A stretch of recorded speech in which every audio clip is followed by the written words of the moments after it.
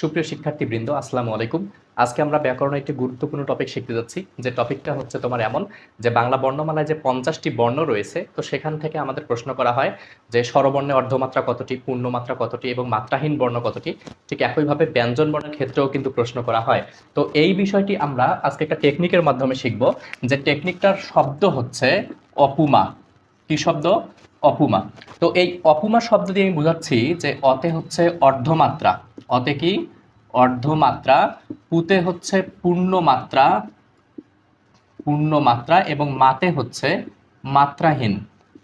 তাহলে অপুমা শব্দটিকে আমি বোঝাচ্ছি অতে অর্ধমাত্রা, পুতে পূর্ণমাত্রা এবং মাতে হচ্ছে মাত্রাহীন। ঠিক আছে? তো এই অপুমা শব্দটি এভাবে বুঝো যে অপুমা হচ্ছে একটি মেয়ের নাম এবং তার একটা অভ্যাস ছিল, সে সবার কাছ থেকে টাকা ধার নিত। তো এক পর্যায়ে সে একটা ছেলের কাছ থেকে 164 টাকা ধার নিয়েছিল। কত টাকা?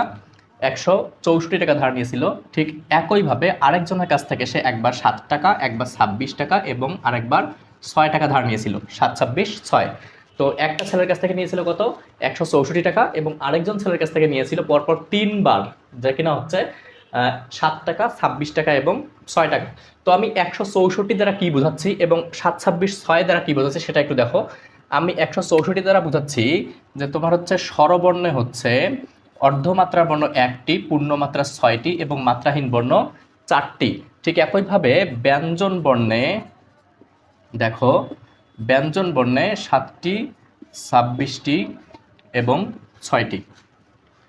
তাহলে হচ্ছে আমাদের অপুমা দ্বারা বোঝাচ্ছি অতে অর্ধমাত্রা, পুতে পূর্ণমাত্রা এবং মাতে মাত্রাহীন, এবং 164 দিয়ে বোঝাচ্ছি যে স্বরবর্ণে অর্ধমাত্রা বর্ণ 1টি, পূর্ণমাত্রা বর্ণ 6টি এবং মাত্রাহীন বর্ণ 4টি, এবং ব্যঞ্জন বর্ণে অর্ধমাত্রা বর্ণ 7টি, পূর্ণমাত্রা বর্ণ 26টি এবং মাত্রাহীন বর্ণ 6টি।